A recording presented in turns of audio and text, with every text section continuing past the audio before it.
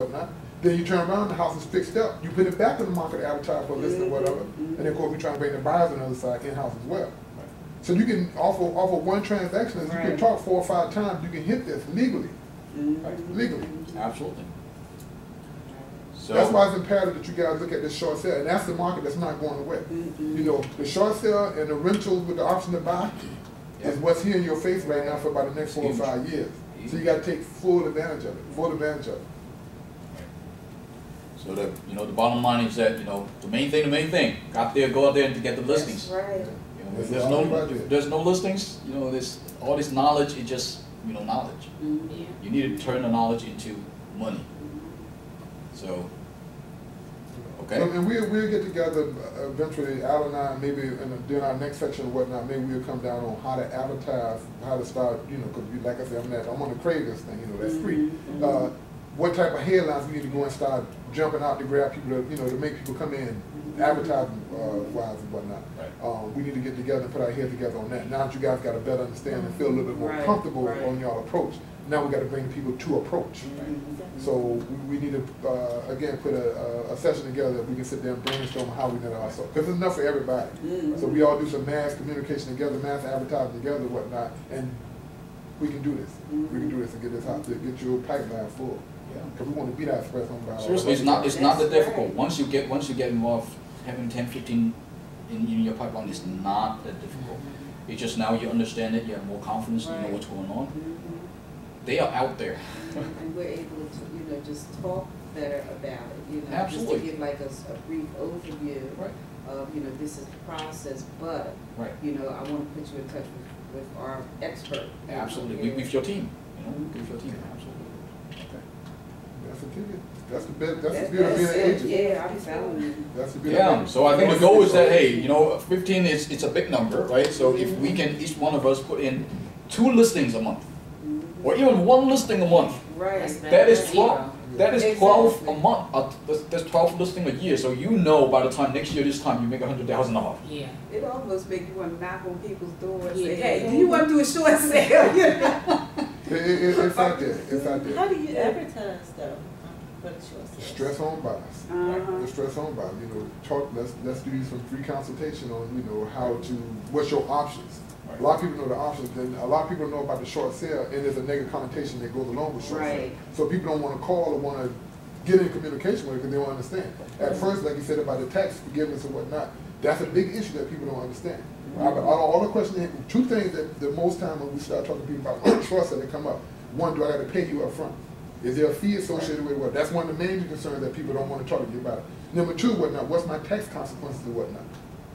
Another thing come up, a lot of time come up, whatever. I'm in the house right now, I have no place to go. You can do a short sale when you're in the house.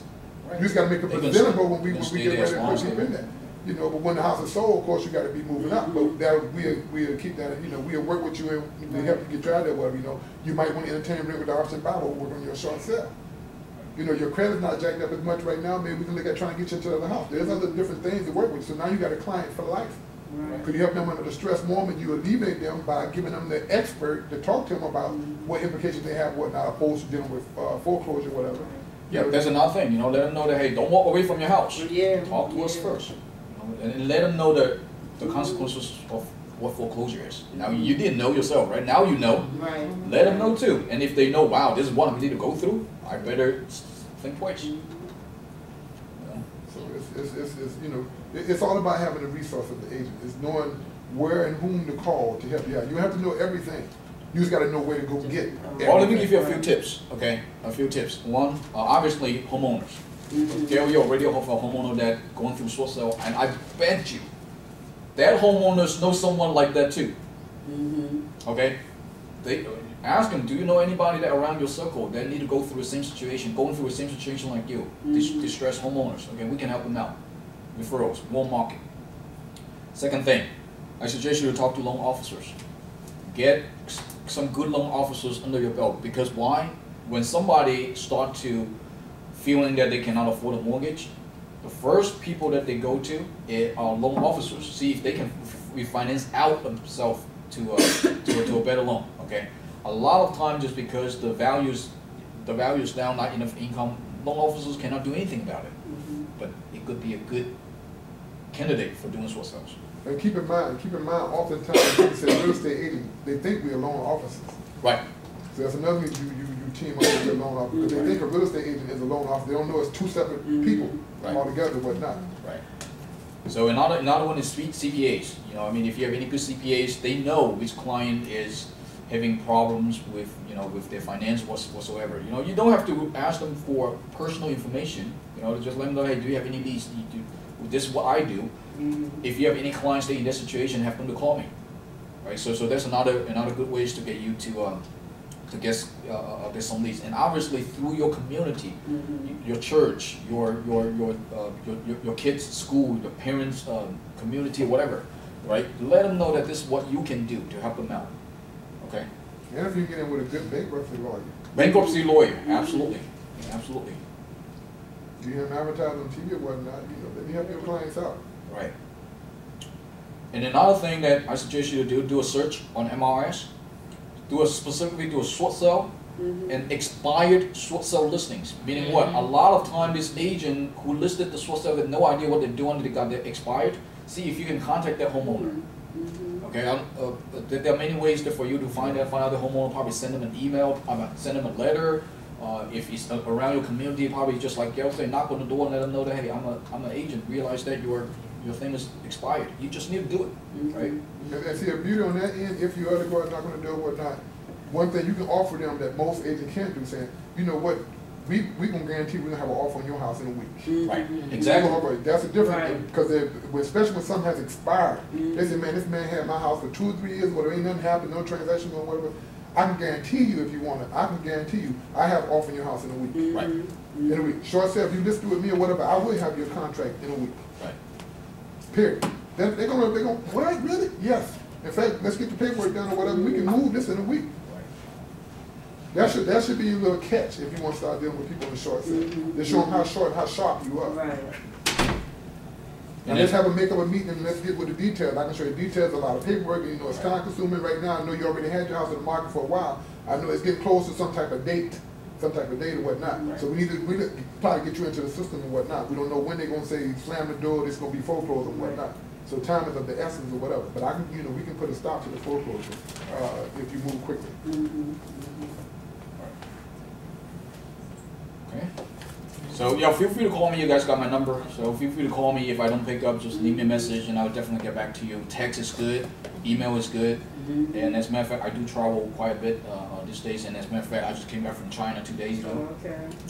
There's a lot of people out there having money trying to come over here to buy properties. I can tell you that much. So hey, we are sitting on a gold mine right here. So I care less about what the economy is out there. I mean, economy is relative.